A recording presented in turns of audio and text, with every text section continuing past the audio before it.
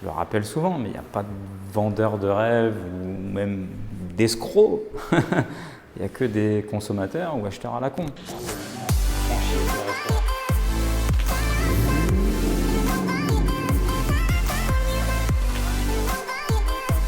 Plus de 2200 mètres carrés.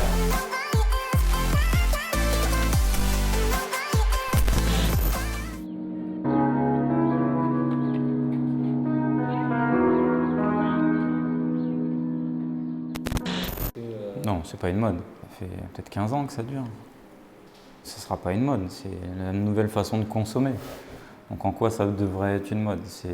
Aujourd'hui, tu veux te former, tu veux acheter des biens, des services, tu passes par Internet. Moi je me rappelle, l'ancienne génération par exemple, ma mère, elle ne supportait pas payer ses courses en ligne. Tu vois, si elle mettait sa carte bleue sur un site Internet, même si c'était Auchan, c'était l'angoisse.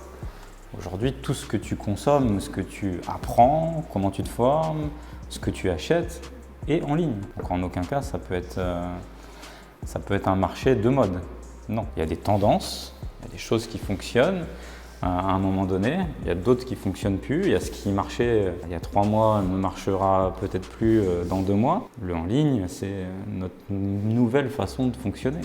Pour tout le monde. Je connais pas suffisamment le MLM pour avoir un réel jugement dessus. Après, il est évident que tout le monde peut s'improviser ou se prétendre coach, formateur.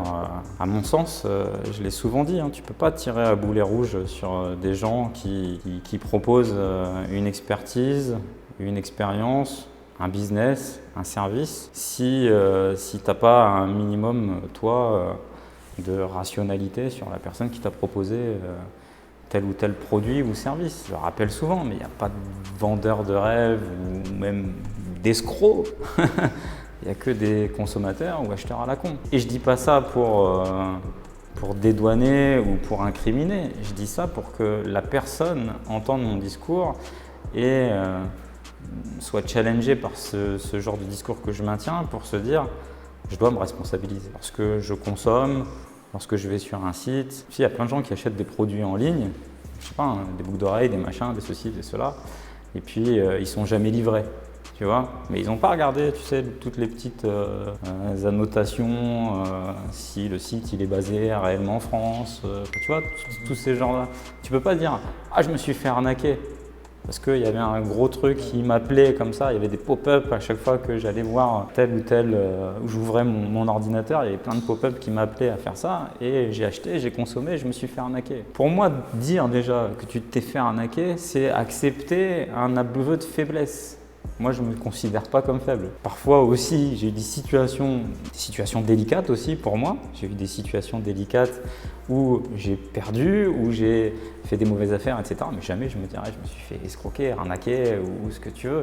C'est que j'aurais trop peu de fierté pour moi-même de me dire bah tiens, j'assume mes abus de faiblesse. Personnel, non, en aucun cas. Quand tu reçois un message Instagram qui te dit j'ai une opportunité en or pour te faire gagner plein d'argent, c'est à toi d'avoir… Bon, déjà ça pue. Déjà ça pue, j'ai une opportunité en or pour te faire plein gagner d'argent, c'est grossier, c'est grossier. Et puis même, oui, il y a des gens qui usent, abusent de systèmes de force de vente, de systèmes marketing pour convaincre. Mais c'est un travail quand même, c'est un travail de faire ça.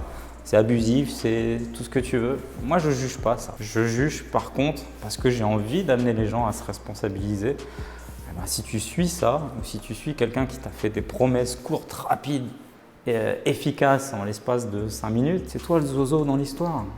Donc responsabilise-toi, assume-toi et à partir du moment où tu te seras assumé, là, tu passeras vraiment des levels dans ta vie. Si cette vidéo t'a plu, n'hésite pas à la liker, à la partager, à la commenter et également abonne-toi à ma chaîne. Tu peux aussi visionner d'autres vidéos juste ici et je te dis à très bientôt.